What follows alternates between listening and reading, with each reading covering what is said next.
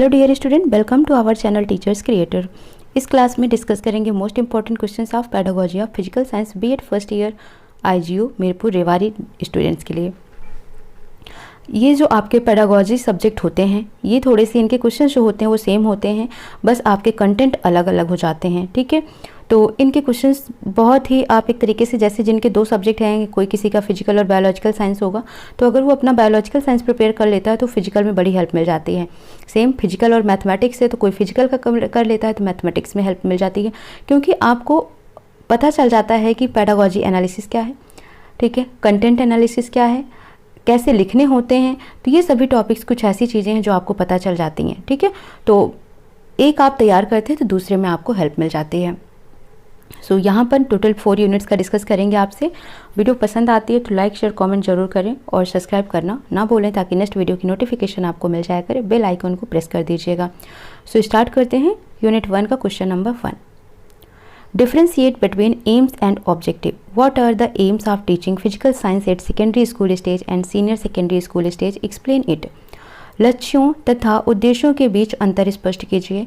माध्यमिक स्कूल स्तर तथा उच्च माध्यमिक विद्यालय स्तर पर भौतिक विज्ञान शिक्षण के क्या उद्देश्य हैं। देखो, अब ये दोनों ही एक साथ नहीं आएंगे। या तो आपसे पूछ लेगा कि माध्यमिक स्कूल स्तर पर भौतिक विज्ञान शिक्षण के क्या उद्देश्य हैं, या आपसे पूछेगा उच्च माध्यमिक विद्यालय स्तर पर भौतिक विज्ञान शिक्षण के क्या उद्देश्य हैं। ठीक है, तो आपको ये याद रखना है कि जो फिजिकल साइंस है इसका एम क्या है, इसके ऑब्जेक्टिव क्या है।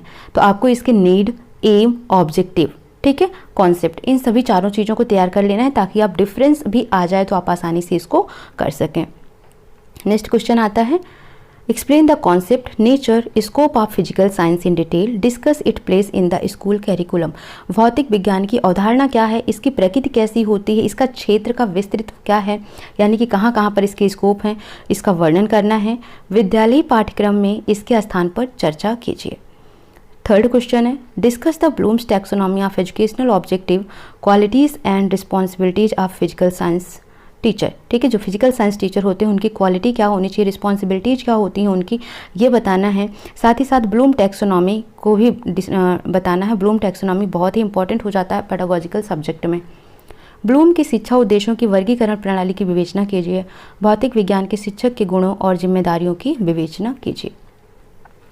अब यहाँ पर जैसे यूनिट 2 आ जाता है, तो यूनिट 2 में हर समय आपका, चाहे आपका फिजिकल साइंस हो, बायोलॉजिकल साइंस हो, मैथमेटिक्स हो, इंग्लिश हो, हिंदी हो, कोई भी होगा, तो आपका यूनिट प्लान, ठीक है, माइक्रोलेशन, यहाँ पर यही 2 टॉपिक आपके उठते हैं। या फिर यूनिट प्लान और पेडागोजिकल एनालिसिस उठता है, किसी एक टॉपिक पर पेडागोजिकल एनालिसिस लिखने को बोल दिया जाता है।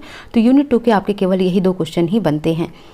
Explain unit planning, what is the importance of unit planning. इकाई योजना की व्याख्या कीजिए। इकाई योजना का क्या महत्व है। Right notes on the following. Project method यानी परियोजना विधि क्या होती है। प्रॉब्लम सॉल्विंग मेथड, समस्या समाधान विधि क्या होती है। लेक्चर कम डेमोन्स्ट्रेशन मेथड, व्याख्या प्रदर्शन विधि क्या होता है। इन सभी के मेरिट्स एंड डिमेरिट्स भी आपको बताने हैं, यानी कि इनकी लाभ और हानियाँ क्या हैं, इसके बारे में भी सविस्तार वर्णन करना है।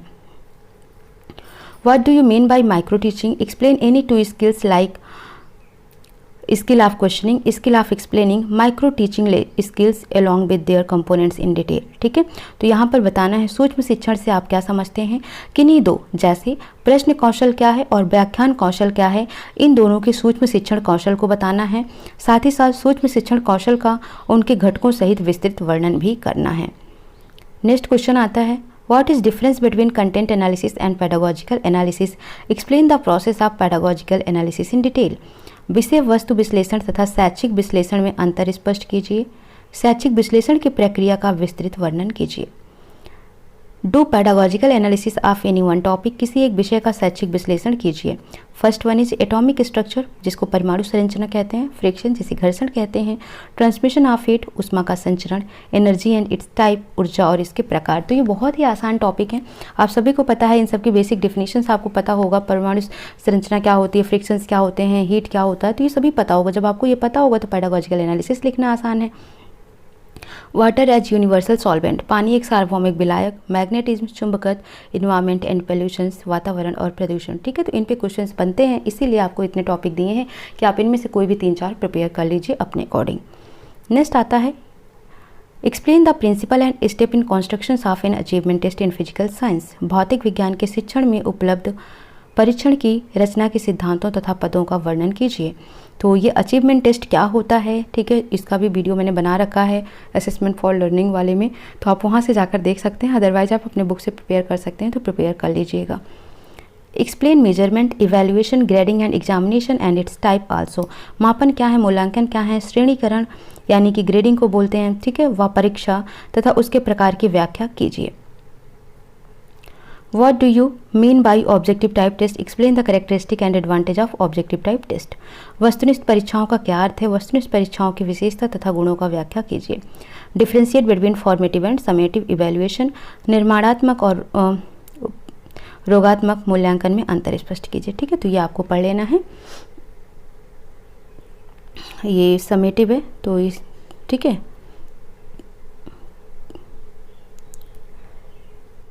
ये संकलात्मक है, सही कर लेना इसको, निर्माणात्मक और संकलात्मक, ठीक है, संकलनात्मक, ये हो जाएगा आपका मूल्यांकन में अंतर स्पष्ट कीजिए। ठीक है, इसको सही कर लीजिएगा।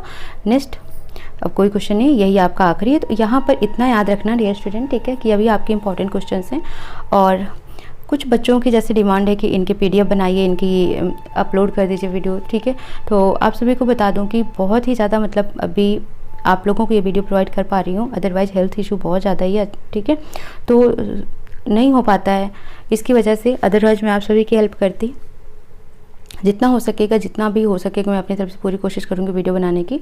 बट आप सभी लोग पढ़ाई करते रहिए, डिपेंड मत होइएगा। Clear? So all the best. Telegram channel join करना चाहें तो teachers_creator पर कर सकते हैं। और वीडियो पसंद आती है तो लाइक शेयर कमेंट जरूर करें, सब्सक्राइब भी कर लें। सो मिलते हैं नेक्स्ट सेशन में। Thank you for watching.